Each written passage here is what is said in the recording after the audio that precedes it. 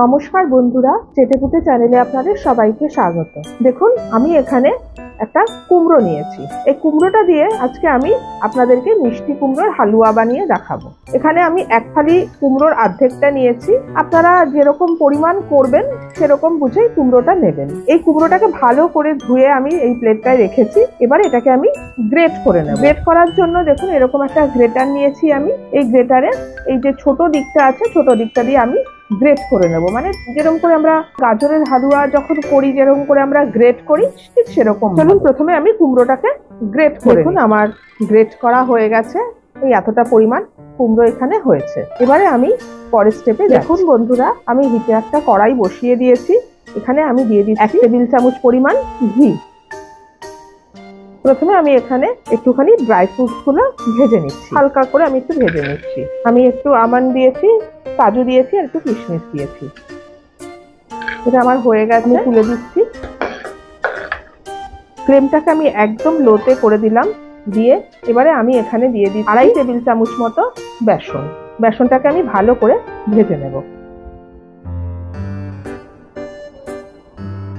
একটু লালচে করে ভেজে নিতে হবে। একটা খুব সুন্দর গন্ধ বের হবে যখন, তখন বেসনটাকে নামিয়ে দেবেন। এটা ভাজতে ভাজতে দেখবেন গন্ধটা যখন বের হবে আপনারা বুঝতেই পারবেন একটু লালচে হয়ে। অনেকে দেন না, কিন্তু এভাবে দিয়ে দেখবেন বেসন দিয়ে হালুয়া করলে কিন্তু টেস্টটা পুরো অন্যরকম হয়। খুব রিচ একটা টেস্ট আসে। এভাবে বানিয়ে আপনারা রেখে দিতে পারেন, ডিনারে ডেজার্ট হিসাবে খেতে পারেন বা অতিথি আসলেও দিতে পারেন। কুমড়ো অনেকে তো পছন্দ করে না, মানে আমার বাড়িতেই তো বেশি কুমড়ো খাওয়া হয় না। আনলে আর কি একটু সেদ্ধ খাওয়া হয়। আমি অনেক সময় এরকম ভাবে হালুয়া বানিয়ে রেখে দিই, সেটা আবার সবাই পছন্দ করে। দেখুন বেসনটা আমার ভাজা হয়ে গেছে। এবারে আমি এটা নামিয়ে দিচ্ছি। দেখুন এই যে আমি নামিয়ে নিই। এবারে কড়াইতে আমি ঘি দিয়ে এবারে আমি কুমড়োটাকে ভেজে। হালুয়া মানে ঘিয়ের পরিমাণটা একটু দিতেই হবে, না হলে কিন্তু হালুয়া ভালো টেস্ট হয় না। আচ্ছা, এই কুমড়োটা ভাজার আগে আমি এখানে কিছু জিনিস অ্যাড করে দিচ্ছি। যেমন আমি দিচ্ছি এখানে 4টে লবঙ্গ, একটুখানি থেতো করে নিয়েছি আমি ছোট এলাচ। এই ছোট এলাচ আমি দিয়ে দিলাম 4টে মতো। ঘিটা গরম হয়ে গেছে। এবারে আমি কুমড়োটা দিয়ে দিচ্ছি। কুমড়োটা ভালো করে ঘিয়েতে এবার আমি ভেজে নেব।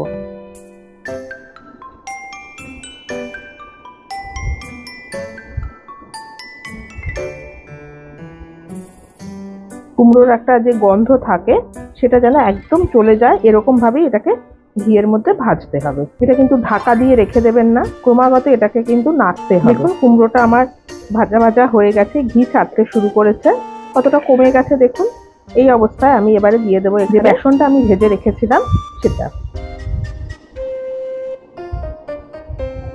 খুব ভালো হয় এইভাবে করলে। বেসনটা দিলে কি হয় বলুন তো, মানে ছাড়া ছাড়া ভাবটা থাকে না, খুব সুন্দর আটো আটো হয়। মিশিয়ে মিশিয়ে দিচ্ছি আমি চেপে চেপে। আপনারা মাওয়া দিতে পারেন, মাওয়া দিলে খুব টেস্ট হয়। যদি মাওয়া না থাকে আপনারা মিল্ক পাউডার দিতে পারেন। এবার আমি এখানে দিয়ে দিচ্ছি দুধ, মোটামুটি এই 1/2 কাপ মতো। পরে লাগলে আমি আবার দেব। এটা মোটামুটি কুমড়োটা সেদ্ধ হবে এরকম। এটা ফুল ক্রিম মিল্ক আছে, আর একটুখানি লাগবে। কুমড়োটা মিষ্টি হলে চিনি দেওয়ার খুব বেশি প্রয়োজন পড়ে না। চিনির বদলে আপনারা গুড় বা মিছরিও দিতে পারেন। দেখুন 1/2 কাপ দুধ আমি প্রায় পুরোটাই দিয়ে দিলাম। এবার আমি দিয়ে দিচ্ছি চিনিটা। মিষ্টিটা আপনারা আপনাদের স্বাদ মতো দেবেন। কেউ দেখুন বেশি খেতে পছন্দ করে, কেউ কম খেতে পছন্দ করে। আমি মোটামুটি 3.5 টেবিল চামচ মতো চিনি দিয়ে দিলাম।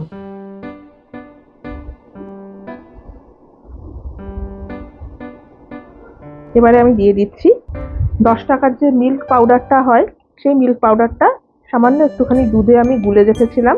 আমি মাওয়া দিচ্ছি না, তার বদলে এটা দিয়ে দিচ্ছি। আপনারা যদি মাওয়া ইউজ করেন সেক্ষেত্রে এটা দেওয়ার আর কোনো দরকার নেই। ভালো করে মিশিয়ে দিলাম। এবার একটুখানি এটাকে হতে দিতে হবে, আমি আর ঢাকছি না। দেখুন এটা আমার হয়ে এসছে প্রায়। এবারে আমি ওপর থেকে দিয়ে দিচ্ছি ড্রাই ফ্রুটস গুলো। আপনারা এরকম অবস্থাতেও নামিয়ে নিতে পারেন বা আর একটু ড্রাই করেও নামিয়ে নিতে পারেন। এটা ঠান্ডা হলে কিন্তু একদম শুকনো হয়ে যাবে। আর দিচ্ছি ওপর থেকে আমি 1 চামচ ঘি। ভালো করে একটু মিশিয়ে দিচ্ছি। এবার আমি ফ্লেমটা অফ করে দিচ্ছি। দিয়ে কিছুক্ষণ স্ট্যান্ডিং টাইম দিয়ে আমি এটা আপনাদেরকে সার্ভ করে দেখাচ্ছি। দেখুন আমার মিষ্টি কুমড়োর হালুয়া রেডি। আমি এভাবে সার্ভ করলাম।